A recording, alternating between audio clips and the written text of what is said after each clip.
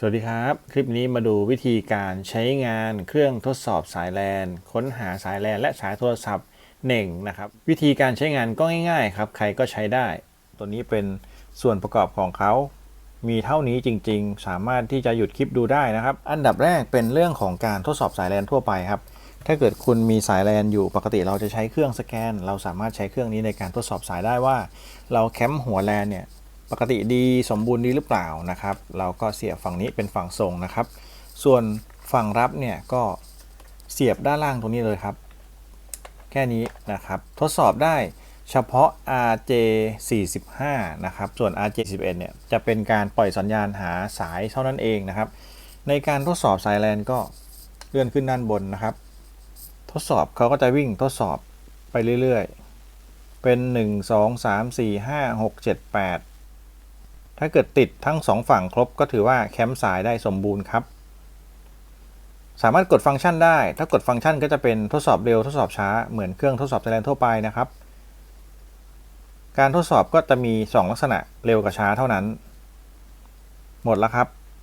ฝั่งซ้ายตัวนี้เอาไว้รับสัญญาณในการค้นหานะครับในการเปิดฟังก์ชันเทสทดสอบสายแลนก็มีเท่านี้ส่วนลักษณะการใช้งานแบบที่2นะครับจะเป็นฟังก์ชันของการหาสายการค้นหาสายถ้าเกิดว่าอยู่ในพื้นที่ก่อสร้างอย่างเงี้ยครับเราก็ต้องปอกสายทดสอบฝั่งหนึ่งก่อนแล้วก็เอาตัวเนี้ยไปหนีบนะครับเหมือนค้นหาสายโทรศัพท์นะการค้นหาสายทั่วไปก็แค่นี้แล้วก็หนีบทองแดงฝั่งนี้หนีบทองแดงฝั่งนี้เส้นไหนก็ได้แล้วก็เอาโปะไปรับฝั่งปลายทางรับแค่แตะสายแค่นั้นเองไม่ต้องแตะทองแดงนะครับก็จะรู้ว่าเป็นเส้นไหนส่วนกรณีที่ต้นทางเป็น outlet นะครับคุณสามารถใช้ตัวเนี้ยเสียบออกมาแล้วก็มาเสียบเข้าเครื่องนี้ได้สุดท้ายก็ต้องปล่อยสัญญาณเข้าอยู่ดีเสียบตรงนี้แล้วก็ฝั่งนี้เข้า outlet นะครับแต่ถ้าเกิดเป็นปลายสายลอยอยู่คุณก็ใช้วิธีนี้ได้โดยการ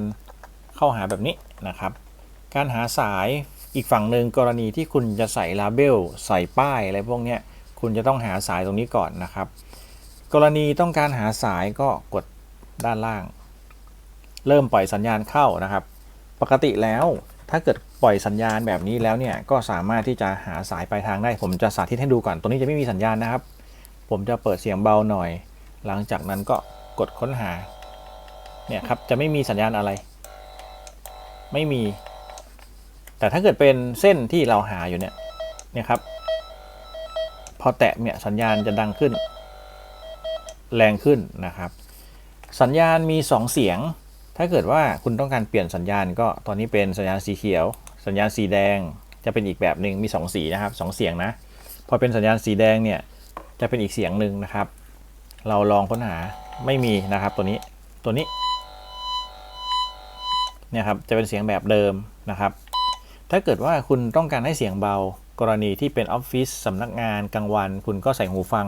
เอาหูฟังมาเสียบตรงนี้จะได้ยินในหูฟังนะครับหรือจะลดวอลลุ่มลงก็ได้ตัวนี้เป็นวอลลุ่มความดังนะครับการใช้งานก็มีอยู่เท่านี้เลยจริงๆเป็นอุปกรณ์ที่ราคาถูกมากตอนนี้อุปกรณ์ทดสอบสายแลนเนี่ยราคาอยู่แค่ไม่เกิน200เท่านั้นเองชุดนี้ก็ถือว่าถูกดีนะครับซื้อมาใช้งานแต่ว่ารายละเอียดของเขาเนี่ยก็จะไม่ได้สวยงามมากเท่าไหร่นะครับตัวนี้ก็จะมีลายที่มันไม่ได้เหลืองสวยมันมีคราบดำนิดหน่อยยี่ห้อนี้ก็เป็นยี่ห้อทดสอบสายที่ราคาไม่แพงสามารถสั่งซื้อได้นะครับสำหรับท่านใดที่มีคำถามคอมเมนต์ไว้ใต้คลิปเดี๋ยวผมจะทดสอบแล้วตอบให้แต่จริงๆฟังก์ชันเขามีอยู่เท่านี้จริงๆนะครับสำหรับคลิปนี้ขอบคุณที่รับชมครับสวัสดีครับ